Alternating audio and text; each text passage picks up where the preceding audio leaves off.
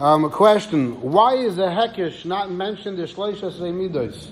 So, what's a hikesh? Very good question. So, every day by davening, in the beginning of davening, right before Haidu, we say the words Rabbi Shmuel Loimer. We say it's a brayse, and we say that the Torah is darshan in 13 midos. There are 13 rules or codes how to figure out Torah, Kal v'chomer, Gzeira Shava, and so on.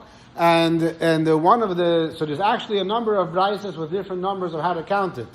But one code, one way of learning is called hikesh, and that is not mentioned. And the Bacher is asking, why is it not mentioned? So what is hikesh? Hikesh is probably one of the most commonly mudim. I would say more than Kal v'chomer, more than Gzeira Shava. A hikesh is when the Torah learns, or the Gemara learns, halacha from two words next to each other. Gzeira Shava is two identical words in faraway places, not psukim next to each other. Different parshas could be different chumashim. And a hekesh are two words right next to each other. And a hekesh is pretty much all the time. Constantly there are hekeshes in Gemara. So the Bacher is asking, why is it not mentioned? So this brayse that we say every day by davening, Chaim bin Yom and Zev, please don't disturb. I'm asking you once, so hopefully you'll be enough for the whole show.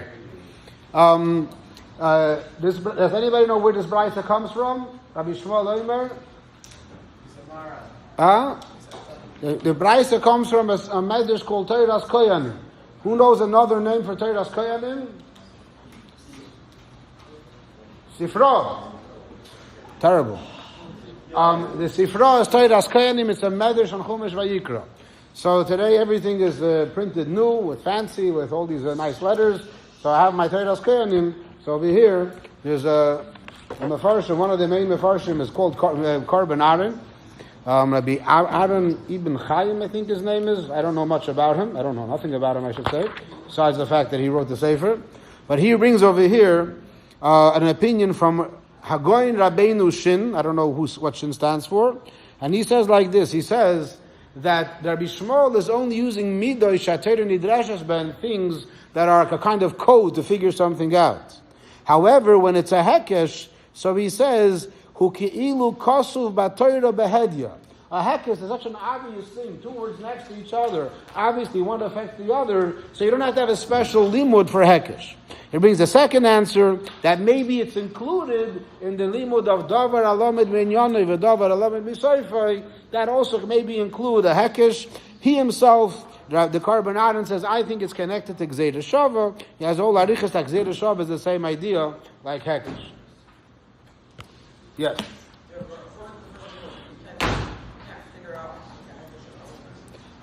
Even though you can't, no, he says in the style of limudim, of connecting one to another, so Gzeira Shava and hekesh are the same idea. Next question. Isheis di teg ashlechte vort. The Gemara in Megillah Chafei Amud Beis talks about cursing. But when it comes to cursing, so of course everyone has to have a clean mouth, but there's actually halachas of how you're supposed to curse. There's a tshuva from the Chavas Yoyer, which curses are appropriate. The Gemara discusses, can you call somebody a son of a, whatever you want to say afterwards, because you're cursing his father, not him. So you're allowed to say that, or his mother in some cases you're cursing, right? So you're allowed to say that about, is that considered cursing his father also? So there is discussion, and that same Gemara says, you're allowed to tell a guy that there's serves Avodah Zarah, go take your Avodah Zarah and shove it up your shin sof. Sheis. What's your shin sof? Your shin sof is the place where you go to Gedolim, where you make Gedolim, right? They make Gedolim in Lakewood, and they make Gedolim in other places also. So the Bacher is asking, is sheis a bad word? Is it bad word today? So when it comes to all bad words, it all depends on the context. It depends on how it's being used. In the past, certain words were completely okay. Today they're bad. And then there were words the opposite. Used to be bad words. Today they're good. So the pastors, when you say sheis today, someone, first of all, sheis can mean also a name of a person. Who was the first sheis? First sheis was son of Adam Rishon. Noach's son is Shem, not sheis. So that's sheis, and there's other famous sheises. Yes, everyone keeps saying Rabbi Sheis Tab is also famous. But so when you say sheis, you don't mean anything else. It can also mean a foundation, like Evan Ashtia. So the Mela, it's okay. If you particularly mean it in that kind of way, so to Avodah Zarah, you can say that. But anybody else, you're not allowed to say. Question. Okay, these are two questions together, and it's complicated and long. Is it better to listen to Carlebach or to non-Jewish music? Is it better to listen to Carlebach or to a woman if you don't know what she looks like? I heard that someone would listen to a woman and he made sure not to know what he looks like. So the Bach is asking two separate questions. What she looks like? What she looks like. 1 second. So there's a few questions together over here. First of all, the Bach is asking about a Carlebach versus non-Jewish music. Then he's asking versus Carlebach versus women's music. And then he's asking about women's music b'chlal about it. So I'll start from the third answer. The third question about listening. Let me finish. I'm going to talk about Carlebach in a moment also. The third question about listening to a woman that's singing if you don't know how she looks. Now, the Torah does not talk about most of the music that we listen today and most of the things that we see today. Because whatever we see today and listen today, most of our times, is like I said before, screens. Screens, you're not seeing an actual person, and you're listening to the actual voice. So there's an Aveda, there's an Isser called Koil Be'isha Erva. You're not allowed to listen to a woman singing.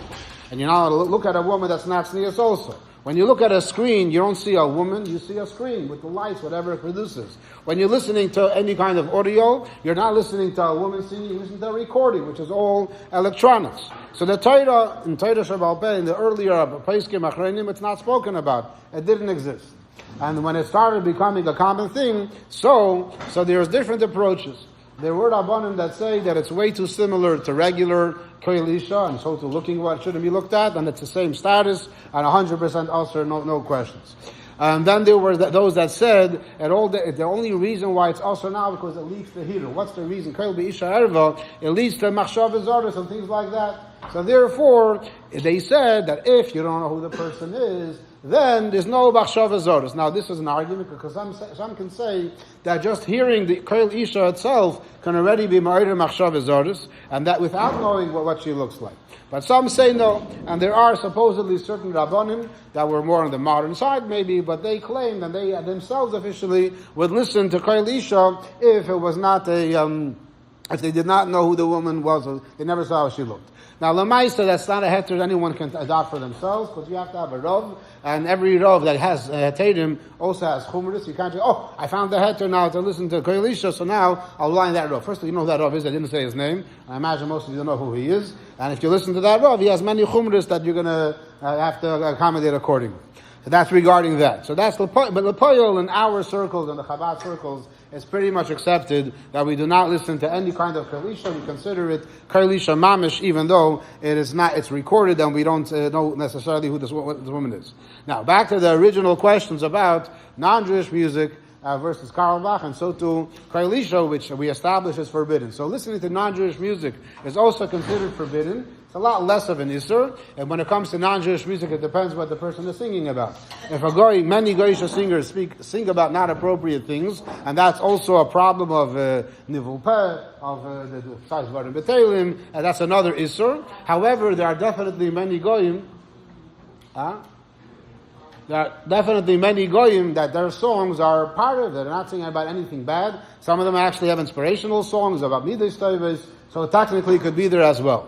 So halachically, those kind of songs are not forbidden. However, mitzad hashkafa, mitzad pnimiyus ha'inyan, mitzad chassidus, all Frume Yidden will distance themselves from that kind of music, because we know what Chassidus tells us that music comes from a very deep place of the person's soul, and therefore, when you're listening to someone that is not Jewish, his depths of his soul is klipa, and that's what you're connecting to, so it's not okay.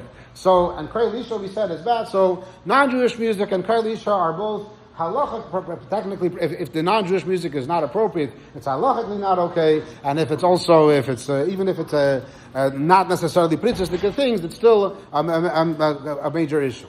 So now the shaila comes, what about Carlebach? So someone asked, who was Carlebach? So the leader's name was Shlomo Carlebach. Shlomo Carlebach learned in 770. Let me finish talking till the end, and then we'll see if we didn't answer your question. Makes sense? Yeah. And this week's my encounter, there was a Rabbi Metzger, who had just passed away a couple of months ago. So Rabbi Metzger was Alter Ben Tzvi Metzger, was a big chassid, lived in Crown Heights, and he writes in my encounter how he became close to Lubavitch because he got through Shlomo Carlebach. So Shlomo Carlebach was a Lubavitcher, and he was very into trying to be kind of into Yiddishkeit. However, he realized that the regular way of doing things, according to Shulchan Aruch, are not always going to work. So he basically found his own ways. And there's a famous teaching, the Rebbe says in Sichos over and over again, that we have to be oyev sabriyos umekarvan la Torah. We have to bring the people to the Torah, not bring the Torah to the people. And many people say that the Rebbe was trying to send a message to Shlomo Carlebach. You can't bring the Torah to the people. You can't take away a mechitza and say it's fine, everyone family seating, because this way more people will come to shul. It's not okay, because the halacha doesn't allow that. But he apparently did that. To what extent was he not so careful in mechitzas? I don't know. But definitely against halacha. And many, when it'll be done, if there's more questions, we'll take them there.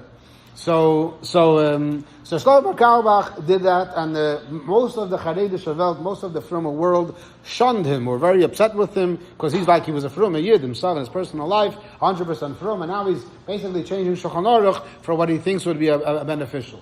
And they were very upset about him, and especially in Chabad, especially the Rebbe was upset. There are not many legends of him trying to come, and the Rebbe was merachik him. To what extent are they true? It's hard to know, but there's definitely a very bad feeling towards him, because he was like one of us and he betrayed us. He was a Lubavitcher, and he went and he ditched, so to speak, Lubavitch. Someone that was always a misnagid, doesn't know better, so what do you expect? But you were in 770, you were the Rebbe, and you knew Chassidus and everything. How dare you and go against the יידישקייט and all that?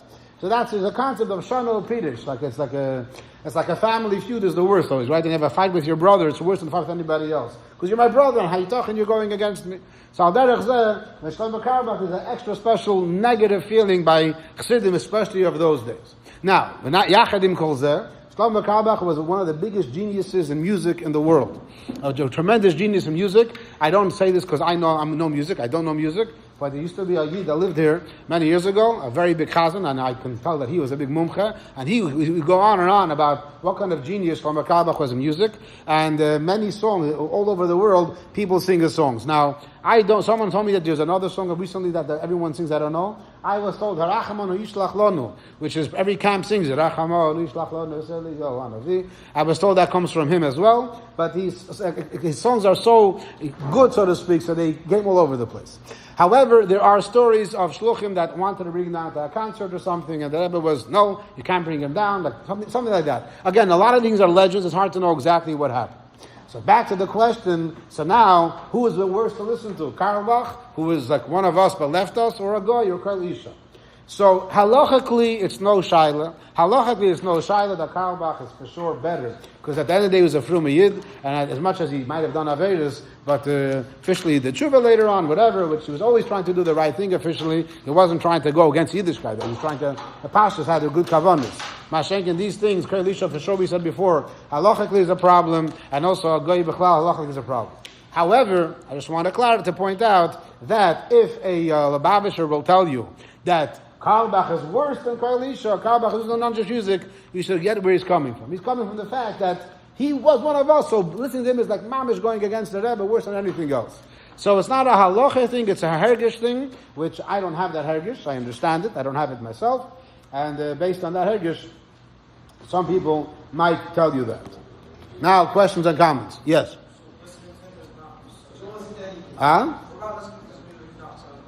Listening to his music? Listening to his music that's not sung by him. Well, we know that when someone composes music, then he puts his nefesh into it. And even if somebody else sings it, I mean, you're still connected to that, to the original composer, the chayre. So the same problem. Again, it's the madregas. The different would have what they feel. Yeah. That's a whole different conversation. Yeah, I mean, not a whole different, but I think Mitziti is a... Man, you want to ask something else, or not on the topic, something else? What? By davening? No, but they're talking about davening, but the meal is different. Yeah. Not now. I was said that. I don't want to talk about this anymore. That 1 second. Yeah.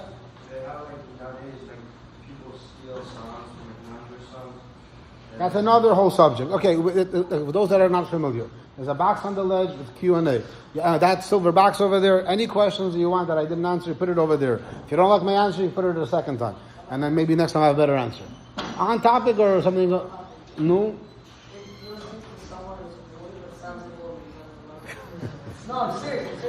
I think it's fine, yeah. What? Let's say you don't know. Okay, put it into the box. No? Okay. Question. If you started davening not needing to go to the bathroom, and in the middle you needed to go, is your davening counted? You can't wait 72 minutes. So the Alter Rebbe in Shulchan Aruch, I know these halachas in Shulchan Aruch, Siman Tzadik Beis. It talks about preparing yourself for davening, gufay ketzad, hayatzarich linakov, if someone needs the bathroom, al yispalel ad sheyifne. Do not daven until you go to the bathroom. Because it says, prepare yourself and so on. And if you daven, even though you need the bathroom, tefillah say te'eva, your davening is disgusting, but tzarich lachzer u'lispalel. You have to daven a second time. This only applies if you need gdoilim. Number 2. But ktanim, you don't have to daven a second time. And even gdoilim, only if you cannot hold yourself the time it takes to walk a parsa, which is l'chayda 72 minutes according to the simple way of learning it. But if you can hold yourself for a parsa, b'di'evet you're yotzeh. But l'chatchila, even if you can hold yourself back, you shouldn't daven. Then in Seif Beis, the Alter Rebbe says this only applies when you needed to go to the bathroom before davening. But if suddenly in the middle of davening, you suddenly feel you need to go to the bathroom, whether it's ktanim or gdoilim, number 1 or number 2, if you can hold yourself back until you finish davening, hold yourself back, and don't stop even for ktanim if you're middle of Shmoneh. But if you can't hold yourself back, then you continue weiter. So basically, what it says over here is a pashtus, you don't have to stop. You could argue it's dafka middle of Shmoneh, but it's the pashtus even throughout davening. More information, Siman Tzadik Beis. Hopefully you'll have answers to your questions. Ma? Okay. Question. If there is a boy before Pidyon Aben and it got injured, who gets the money? The kohen or the parents? So the Bachar is asking, anybody here had a Pidyon Aben? Anyone here had a Pidyon Aben? Not 1, not 2. No, not 2. Also me. Also me, Rabbi. Huh? You were a Pidyon Aben? What is a Pidyon Aben? Only 2 people. Can I know? A group of 40 people, only 2 people at Pidyon Aben. Sheesh. Pidyon Aben just shows how rare it is. Pidyon Aben is when you have a person gets married, and the father is a Yisrael, and the mother is a Bas Yisrael, no Kohanim or Levim on either side, and the firstborn child is a baby boy, and it's not a C-section.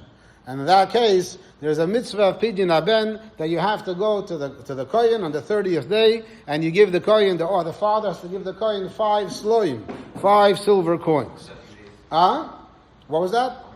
Most the Kohanim, you ask a Kohen, I'll tell you. It's something like $5 silver. They use 5 pure silver dollars. Some Kohanim have like b'yedusha, like special Kohanim, special coins. You have something like that in your family? Because people have it. I mean, how much is it worth today? I don't know. It's worth more than this seller. So the reason why the Bachar is asking the question is because that when by the nusach, by the ceremony, when they bring the baby on a silver magash, on a silver tray, thank you, silver tray, and they put cubes of garlic and cubes of sugar, I think, and they bring him in, and they goes to the kohen, and the father, and the kohen reads the nusach, and the kohen tells the father, "B'mai ba'is tfei, what do you want more? B'bincha b'chorcha or b'chamisha sloim? You want your child? You want the 5 sloim?" And the father says, "I want my child." So he says, "Then give me 5 sloim." So the Bachar assumes that, what does that mean? That in the meantime, who does the child belong to? To the kohen. And therefore, if the child was injured, then since the kohen owns him, the money maybe should go to him. So there's a number of wrong the premises for the question. First of all, this kohen does not own the child until then. There's a sefer called Vaharevna. I like to call Vaharevna, the people speak of Shalas V'Tshuvas. Whoever gets my joke, I think it's a very good joke. If you don't get it, but basically, it has very, very fascinating stories on Shalas. So he brings over here that there was a Pidyon Aben, and when the father brought the child to the kohen, so the kohen asked him the classic question: "What do you want more, your son or the 5 sloim?" And the father answered, "I want to keep the 5 sloim. You can keep the child." So everybody standing around started laughing. A funny joke. The guy wants to be, cute. But then the Kohen said, okay, fine, we got to move on with the ceremony. He asked him again. So the father said, I don't want the son. I don't want the child. Keep him for yourself. People started asking. They realized it was a very sad story. Basically, the child's mother, right either before or after she had the child, she ran away from home. Before, obviously after. She basically ran away from home after the baby was born. And she told the husband, she told him, I'm not interested in raising this child. And he never had no money. And now he's stuck with a little 30-day-old baby. What's he going to do over here? He was completely tzubrochen. He can't support him. He can't raise him. So he was serious. I can't. I mean, I would love to have him, but I don't see myself raising my child. I want to give him up, give him to the Kohen. So the answer, this child was brought to the Rav, and the Rabbanim answered that it's a mistake. It's a mistaken understanding. Chaim bin Yamin Zev. The second time I'm asking you. Maybe Chaim. Go sit in the corner over there. This way no one's going to bother you. In that corner. Next to Zalman. Take a chair with you. So it's a mistake. That it doesn't mean that if the father says no, he's not gonna keep the child. It is a Trumas Hadeshim that says, that discusses the Shaila, and he says that it doesn't. It's the reason why the Kohen asks the father is because we want the thing to be more. He wants to make it more ceremonious. People should see. Everyone should know what's happening. But nobody ever thought that the child belongs to the Kohen. So we made that the child doesn't belong to the Kohen. So therefore, the premise of the Bacher's question is off. But besides that, this as the Bacher is saying, even if he would belong to the Kohen, nobody owns another human being, and no matter what, if someone would injure or someone that's kivyachol, or injuring a woman that's married, so she's kivyachol belongs to her husband. So what happens then is you buy something for the person that's injured, or more simple, once the child has his pidyon abed and he gets injured, so we don't pay the father, we pay the child, but since the child can't handle the payment, so if you injured a young child, you buy some kind of real estate for him, and the father manages it, but the care and the principle remains the child. So that should answer that question. Question, what is the paragraph before Hamapil, Atifa? In the Siddur before Hamapil, there's a paragraph for married people. What? The Koyanim? No, I said not. No, there's no such thing. Yeah, so exactly, not before the wedding. After you get married, the paragraph of Atifa is a little paragraph over there. And when a person gets married, before the mitzvah of Tashmish Hamita, it's a tefillah that's supposed to be said.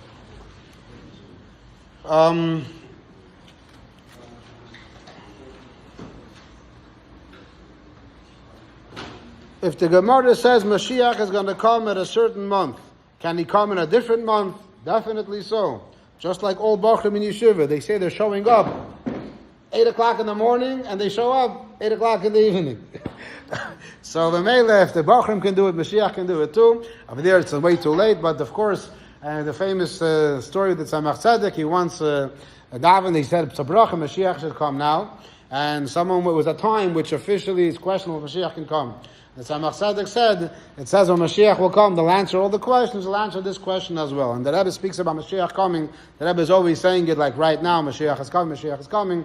And so that's, there's no concern.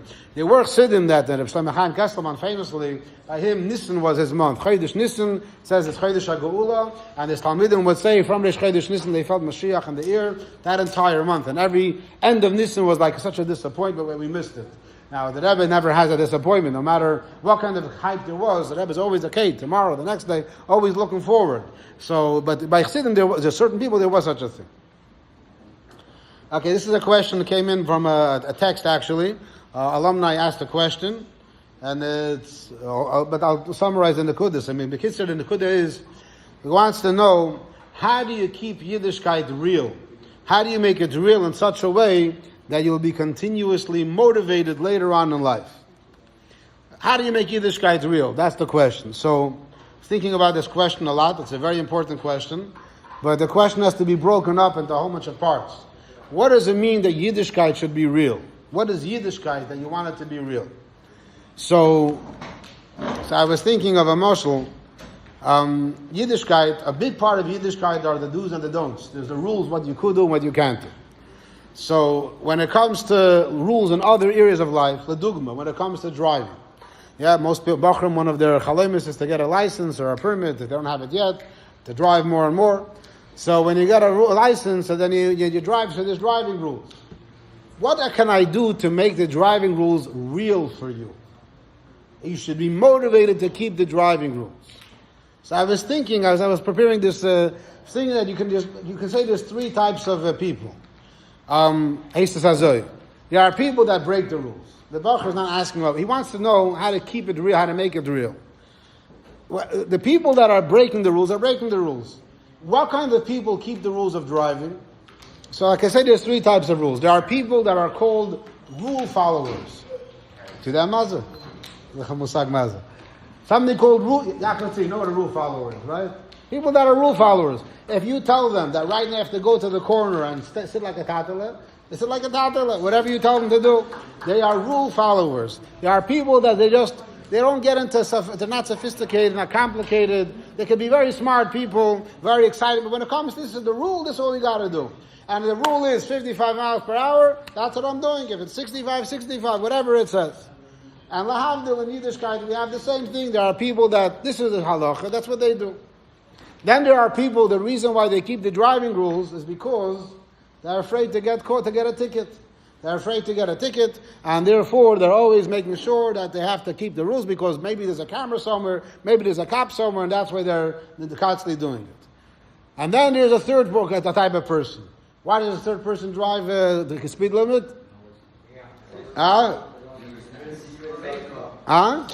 Safety. What do you say? He already got caught. He understands why there are these rules. Why are these rules? For safety. Dangerous. There's another reason that most Bacham will never hear. I mean, I didn't hear it either until I spoke to a mechanic once. And maybe you'll understand it. He said it's much better for the car. When you go too fast, you're ruining your car. So it's better, it's safer. There's many, many other reasons to do it. Haste, the third person, is not because he's just a rule follower. Not because he's afraid to get caught. Because it's not even just to be safe. It's just he understands. It's also a more pleasant ride. Older people, there's a Bacham told me when you drive, like there's a Bachar driving that's all jerky, everything back, every 2 seconds you back and forth, and there's a Tati driving, just smooth, it just goes, you don't have those bumps the whole time. So it's just more, Why? He makes them jerky. Stop. That's why. No. Okay, I hear what you're saying, but so when it comes to Yiddishkeit, so if I want the person that the rules should be real to him, so there are some Bachrim that this question doesn't bother them. There are people that this question of Yiddishkeit doesn't bother them. What do you mean? There's Eibush, there's Torah. He gave us Shulchan Aruch, he gave us halacha. That's what we got to do, and that's it. There are some people that the way that becomes real to them is they really believe in Gehenna and they believe in suffering, and therefore they don't want to do the wrong thing because I'm gonna burn, I'm gonna suffer, and therefore I don't want to do anything wrong. So such a person, that's how to make it real for them. But then there's the best level is where someone, this is better. It's better for it's more safe. It's a more pleasant ride. It's better for the car. It's just better in all areas. Better for other drivers. It's just better to drive the speed limit. It's just better from all areas. So there are people that they appreciate Yiddishkeit and the halachas of Yiddishkeit. It just makes so much more sense. Life is better this way from all areas. So how do you make it again? So I want to clarify again. There are people that the question is, how do I make Yiddishkeit real? How do you know that Hashem is real? That's another question. How do I know Hashem is real? It's another conversation. But here the question, the way at least I understood the question, and if anyone has it differently, can try to write it differently, is I know that it's emes, I know that it's true, but how to make it real to me? So when a guy's driving in a car, how real is it to him, these rules? What does that mean it's real to him? He knows that the rule follower doesn't understand the question in the first place. That's the rule, that's it. The guy that's afraid, I know, I see the cop over there, I should just pull somebody over, I know it's real. So in his mind, like he sees Kiviyachal Gehenim and whatever, it's real to him. But the third level is, I know it's real, it all makes sense to me. I connect to Yiddishkeit, I know what it's about. I understand the mitzvahs, I understand the reasons, I understand what's happening over here. I see that the Frum Yidden have happier lives, citizen people are happier. Everything all makes sense. So to make it real on that kind of level, which is the ultimate level, is Pashat learning about Yiddishkeit. Learning about it in all areas. Halacha, Chassidus, learning all about it, and it should all resonate with you. And as it resonates with you, you connect to it more. And then it's not about special motivation, excitement. The more you understand it, the more you connect to it, the more you want to live your life like that. And then the Chassidus especially can add that. So this is a whole new dimension. But the Kopanim, I think that's the answer that I wanted to say to this question. If anybody wants to add more details of the question, let me know. Yes.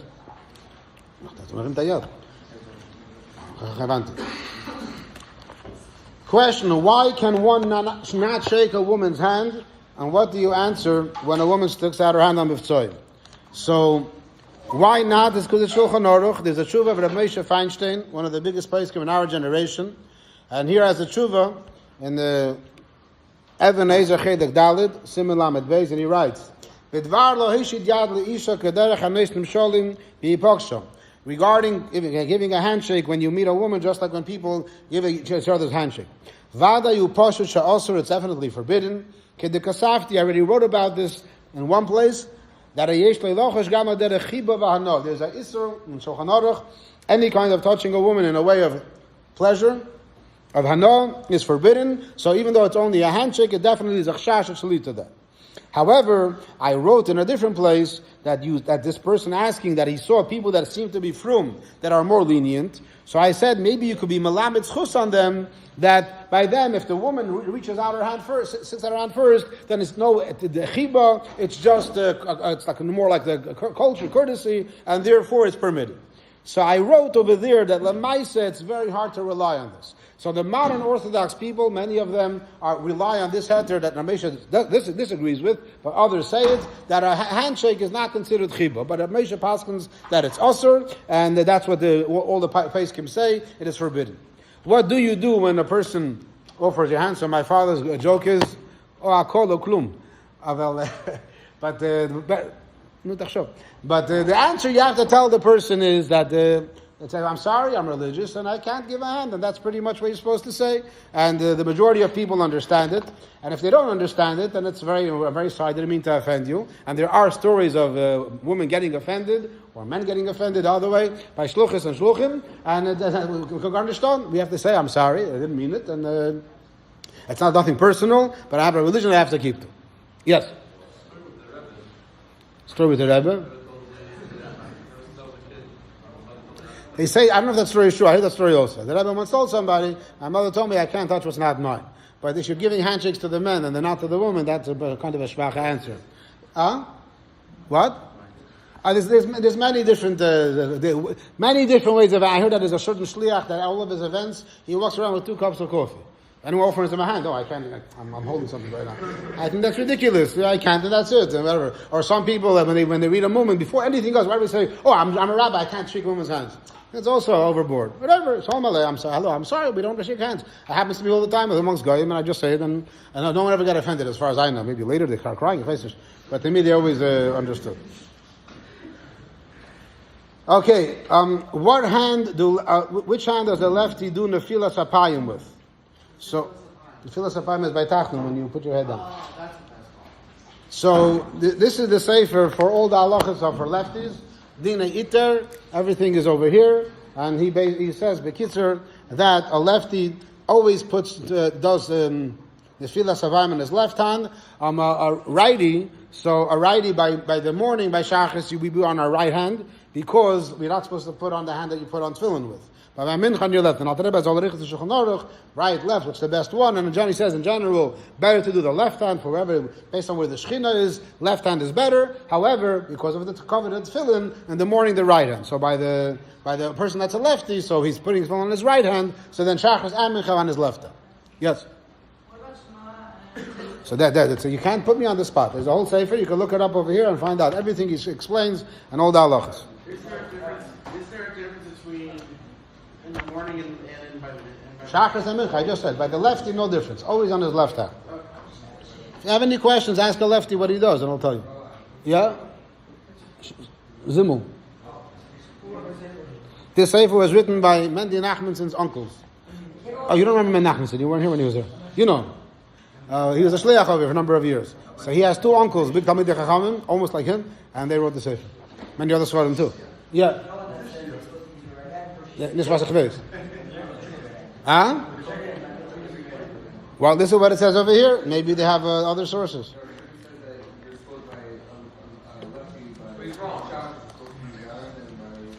Well, I didn't ask anybody. Whenever any questions about any questions that I know lefties and righties, I always check up over here. Maybe it's wrong. Maybe there's other opinions out there. Ich weiß nicht.